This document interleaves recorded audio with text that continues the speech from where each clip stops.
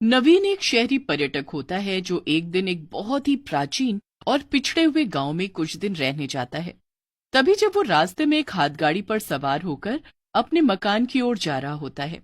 अरे भाई साहब, नए लग रहे हो गांव में। हाँ काका, मैं एक पर्यटक हूँ और इस गांव में घूमने आया हूँ। काफी सुंदर गांव है ये, पहाड़ों और नदियों से घिरा हुआ। साहब, जितना सुंदर दिखता है उतना ही डरावना भी है। बस एक सहूलियत देता हूँ, रात को सोने से पहले अपने घर के बाहर एक अच्छा सा पकवान बनाकर रख देना, वरना बहुत बुरा होगा। क्या? ये आप क्या कह रहे हैं काका? मैंने तो घूमते वक्त ही बाहर से खाना खा लिया था। फिर भी मैं जो कह रहा हूँ वो कीजिए, वरना आप बहुत बुरी तरह पछताएंगे। इस गांव में भूखी चुड़ैल का वास है। क्या कहा? भूखी चुड़ैल? नवीन उस हाथगाड़ी वाले की बातों पर विश्वास नहीं करता और बिना बाहर खाना रखे ही सो जाता है। जब वो अपने मकान के कमरे में सो रहा होता है, तभी अचानक से रात के 2 बजे दरवाजे पर खटखट होती है। नवीन खिड़की से झांक कर देखता है, तब दरवाजे के बाहर कोई भी नहीं होता। अजीब बात है, कोई भी नहीं है। फिर रात के 2 बजे कौन दरवाजा नॉक कर रहा होगा? खैर, शायद मेरे कान ही बज रहे होंगे। चलो सो जाता हूँ। नवीन सोने जा ही रहा होता है कि तभी फिर से उसका दरवाजा बजता है। खाना दे, जल्दी से मुझे खाना दे, मुझे भूख लगी है, खाना दे। ये क्या? ये तो एक चुड़ैल है। नहीं, हाथी गाड़ी वाले काका ने जो कहा था वो सच ही था। अब मैं क्या करूं? मेरे पास तो इसे देने के लिए कुछ भी नहीं है। नवीन बहुत परेशान हो जाता है। तभी वो चुड़ैल उसके घर के अंदर घुस आती है। नवीन नजर घुमाता है तो वो देखता है कि वो उसके कमरे की अलमारी पर बैठी हुई है।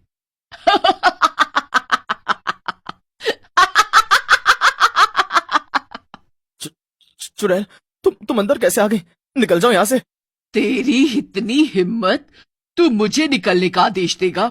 मैं एक सर्वशक्तिशाली चुड़ैल हूँ और आज तूने इस गांव का नियम तोड़ा है। नियम? कैसा नियम? तूने मेरे लिए घर के बाहर खाना ना रखकर बहुत बड़ी गलती कर दी है। अब तुझे उस गलती की सजा भुगतनी होगी। आ, मेरी आंखें! नहीं, नहीं। अगले दिन नवीन के मकान में सरपंच समेत बाकी गांव वाले भी इकट्ठा हो जाते हैं और नवीन के बड़े भाई रोहित और भाभी शिखा को गांव में उसकी देखरेख करने के लिए बुलाया जाता है। मैंने उस चुड़ैल को खाना नहीं दिया, इसीलिए उसने मेरी आंखें निकाल ली और अपने साथ ले गई। अब मैं क्या करूं? मैं तो अंधा हो गया भैया भाभी। सरपंच जी, अगर आपके गांव में उस भूखी चुड़ैल का खौफ फैला हुआ है तो आपको हर एक पर्यटक और बाहर से आने वाले व्यक्ति को बताना चाहिए था ना। नहीं रोहित भैया, मुझे पता था। मुझे एक हाथ गाड़ी वाले काका ने बोला था, लेकिन मैंने उनकी बातों पर विश्वास नहीं किया और सो गया बगैर खाना रखे ही। सरपंच जी, उस भूखी चुड़ैल के लिए दरवाजे के बाहर खाना रखना इतना जरूरी क्यों है? बेटी, ये बहुत सालों पहले की बात है। इस गांव में कपालिका नाम की एक औरत अपने पति और सास ससुर के साथ रहती थी।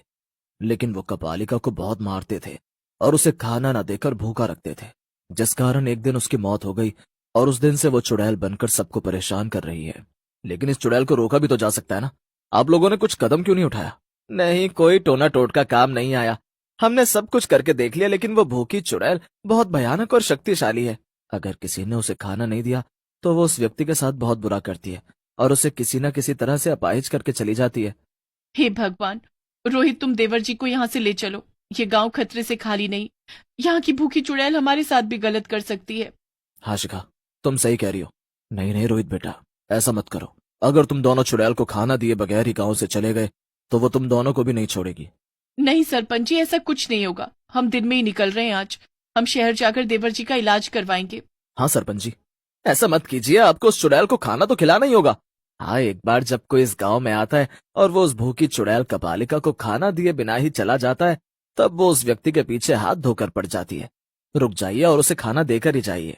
शिखा और रोहित दोनों सरपंच और गांव वालों की बात नहीं सुनते हैं और अपनी मनमानी करते हुए एक बैलगाड़ी पर सवार होकर नवीन को लेकर गांव से बाहर जाने के लिए प्रस्थान करते हैं। बैलगाड़ी चलाने वाली एक औरत होती है। खामखा सभी गांव वाले हमें कुछ भी कह रहे थे। अच्छा हुआ कि हम जल्दी से इस भूतिया गांव से बाहर निकल रहे हैं। हाँ शिखा, धन्यवाद शिखा भाभी। रोहित भैया, तू चिंता मत कर। नवीन, मैं हूं ना, तू जल्दी ठीक हो जाएगा मेरे भाई। तभी अचानक से बैलगाड़ी एक खाई पर जाकर रुक जाती है। ये क्या? ओ बैलगाड़ी वाली, तुम्हारा दिमाग खराब हो गया है क्या? यहाँ खाई पर क्यों लाई हो तुम बैलगाड़ी? तभी वो औरत उनकी बातों का कोई जवाब नहीं देती। अरे कानपुर में हड़ताल है क्या तुम्हारे? सुनाई नहीं दे रहा है क्या?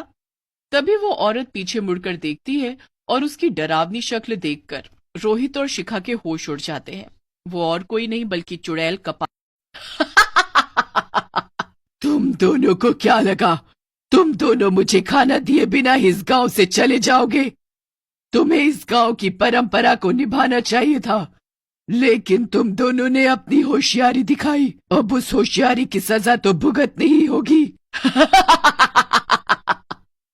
नहीं नहीं, छोड़ दो हमें कपालिका, हमें माफ कर दो। हाँ कपालिका, छोड़ दो हमें, मेरे भैया और भाभी को बख्श दो कपालिका। कपालिका कभी किसी को माफ नहीं करती। गलती की है तो सजा तो भुगतनी ही पड़ेगी। कपालिका उन दोनों का गला पकड़ती है और हवा में उड़ते हुए उन्हें खाई के नीचे फेंकने जा ही रही होती है कि तभी अंधा नवीन बैग में रखे बचे हुए समोसे और कचौरियां जैसे तैसे निकालता है और वो कपालिका को चिल्लाते हुए कहता है, कपालिका कपालिका छोड़ दो उन्हें, ये देखो हम तुम्हें समोसे और कचौरियां देंगे, छोड़ दो उन्हें। नवीन की आवाज सुनकर और समोसों और कचौड़ियों की खुशबू सूंघकर कपालिका की लार टपकने लगती है और वो रोहित और शिखा को जमीन पर फेंककर समोसे और कचौड़ियों की तरफ भागती है और उन्हें पागलों की तरह खाने लगती है। वाह वाह, क्या बात है, वाह वाह वाह वाह वाह। यही सही समय है रोहित, नवीन को अपने कंधे पर उठाओ और भागो यहाँ से।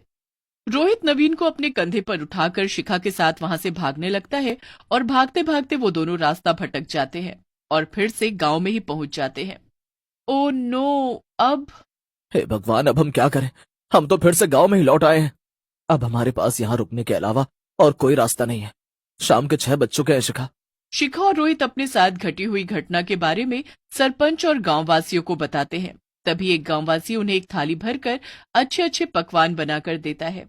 ये लीजिए, ये मेरी घरवाली ने खाना बनाया है। ये थाली रात को सोने से पहले दरवाजे के बाहर रख देना, और हाँ, सुबह 6 बजने के बाद ही अपना दरवाजा खोलना।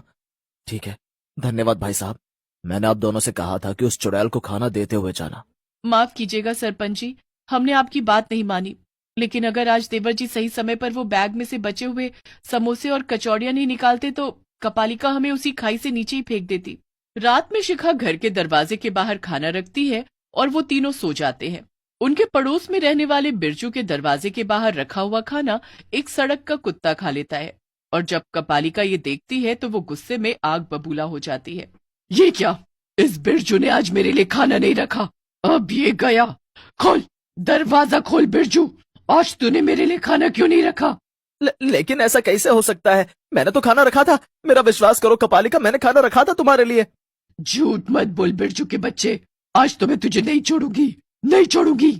चुड़ैल कपालिका की आवाज सुनकर शिखा और रोहित उठ जाते हैं और वो अपने घर की खिड़की से बिरजू के घर के बाहर हो रहे इस तमाशे को देखते हैं। हे भगवान, लगता है बिरजू भैया की थाली का खाना गली का कुत्ता खा गया। हाँ रोहित, जब मैं अपने दरवाजे के बाहर खाना रख रही थी तभी बिरजू भैया भी रख रहे थे, लेकिन अभी उनकी थाली में से सारा खाना गायब हो चुका है। इसका मतलब कुत्ते या किसी और जानवर ने ये किया होगा। रोहित, हम बिरजू भैया को और इस गांव को इस भूखी चुड़ैल कपालिका से बचा सकते हैं।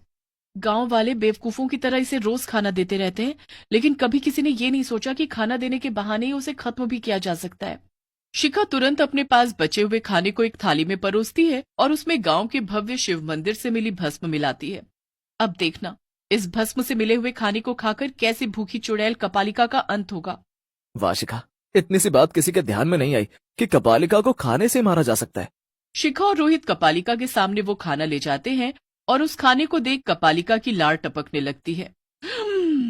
अरे वाह, खाना, बढ़िया बढ़िया खाना। नहीं, ये तुम लोगों ने अच्छा नहीं किया।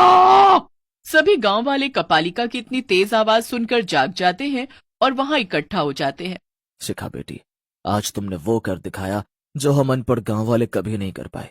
कभी कभी हम इंसान भी किसी पहेली को सुलझाने के लिए दुनिया भर की तिकड़म लगा लेते हैं, लेकिन असल में उस पहेली का हल तो बहुत आसान ही होता है।